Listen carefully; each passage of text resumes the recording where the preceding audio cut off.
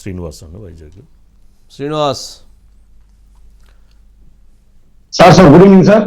ఏంటి ధర్మాన ప్రసాదరావు గారు మండిపడ్డారు, కడప నుంచి వచ్చి సుబ్బారెడ్డి అని చెప్పి ఇక్కడ ల్యాండ్ ఆక్యుపై చేయబోయారు, వాళ్ళ సంగతి దేరుస్తా అని చెప్పి భయపెట్టాను, నా దెబ్బకు పరిగెత్తేసారు, ఎవరిని కూడా ఎక్కడి నుంచో వచ్చాడు ఆస్తులు కాజేస్తామంటే కుదరదు అని చెప్పని కూడా ఆయన కొత్త స్టైల్లో కొత్త పందాలో మరలా కొత్త ఇది ఇస్తూ ఉన్నారు.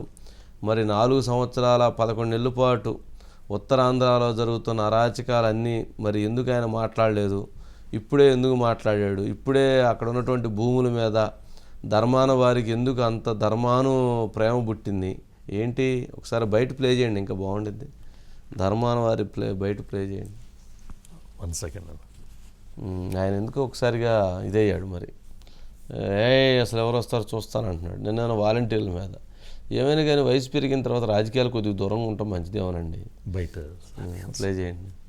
ఎవడో వచ్చి చెప్పాడు, నేను సుబ్బారెడ్డిను ఈ భూమి దొబ్బేస్తాము మాకు వచ్చేస్తాడు, నీవెవడిని ఇక్కడ రమ్మన్నాడు, శ్రీకాకుళం పెట్టి నీ అబ్బగారు సొమ్ము అనుకున్నావు. మన ఫ్యామిలీ సార్ ఎవరో వాళ్ళు ఎవరో కూడా నాకు తెలియదు, పార్టీయా నేను చూడను. అంటే ఏమనుకుంటున్నాడు, అక్కడి నుంచి వచ్చేస్తే మనం ఇక్కడ చేయొచ్చు, మన అజమాయిషి చెలాయించవచ్చు అనుకుంటాను. అది నేను అవమానంగా భావిస్తాను. కడప నుంచి ఎవడో వచ్చి చెప్పాడు, నేను సుబ్బారెడ్డిను ఈ భూమి దొబ్బేస్తాము మాకు వచ్చేస్తాడు. బూతులు ఉండేది అందుకని వాటిని ఎడిట్ చేశారు. అదేలేండి. శ్రీనివాస్ శ్రీనివాస్ చెప్పమ్మా. Sir 2004, 2009 YS Rajasekhara Reddy form చేసినప్పుడు కూడా అప్పట్లో ఈ ప్రభావం లేదు, కానీ 2014లో మాత్రం ఖచ్చితంగా కడప రెడ్లు విశాఖపట్నాన్ని పూర్తిగా ఇక్కడికి రావడం, వాళ్ళ యొక్క దందా చూపించడం, దాని మీద చాలా మంది సింబియాసిస్ నరేష్ కుమార్ లాంటి వాళ్ళైతే పూర్తిగా కూడా దాని మీద కేసులు పెట్టడం, సీఎంఓ దాకా వెళ్ళడం, విజయసాయి రెడ్డి టైంలో చాలా పంచాయతీలు జరిగింది సార్. ఆ విశాఖపట్నం సంస్కృతి కాస్త ఇప్పుడు శ్రీకాకుళం వరకు పాకిందని మనం చెప్పుకోవచ్చు. శ్రీకాకుళంలో సాక్షాత్తు మంత్రి ధర్మాన ప్రసాదరావు, ఇక్కడ ఈ ప్రాంతంలో బొత్స సత్యనారాయణ, ధర్మాన ప్రసాదరావు లాంటి వ్యక్తులకి ఉత్తరాంధ్రలో కొంచెం క్రియాశీలకంగా పెద్ద వ్యక్తులుగా సీనియర్ నాయకులుగా మంచి పేరుంది.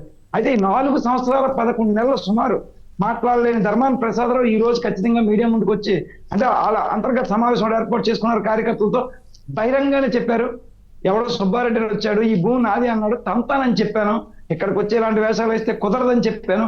నేను దాన్ని అవమానంగా కూడా భావిస్తాను. అందరూ సుబ్బారెడ్డి అని అంటే వైవి సుబ్బారెడ్డి గారు అనుకుంటున్నారు, ఆ సుబ్బారెడ్డి గారా లేదా ఇంకెవరో సుబ్బారెడ్డి గారా? కాదు సార్ ఆ సుబ్బారెడ్డి సుబ్బారెడ్డి గారిది ప్రకాశం జిల్లా సుబ్బారెడ్డి, వైవి సుబ్బారెడ్డి గారిది ప్రకాశం. అందరు సుబ్బారెడ్డి గారు అంటే సుబ్బారెడ్డి గారు, అందరూ ఆ సుబ్బారెడ్డి గారు అనుకుంటున్నారు. ఆ సుబ్బారెడ్డి గారిది ప్రకాశం సుబ్బారెడ్డి, మరి ఆ సుబ్బారెడ్డి వేరే సుబ్బారెడ్డి. ఓకే ఓకే, ఇది వేరే కడప సుబ్బారెడ్డి సార్.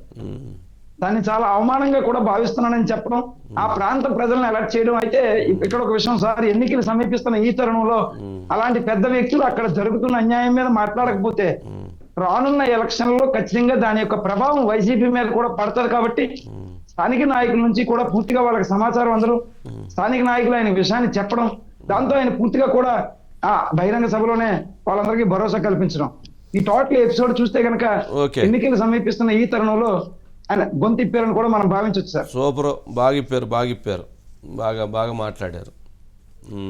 నెక్స్ట్ అండి ఇది కూడా అండి.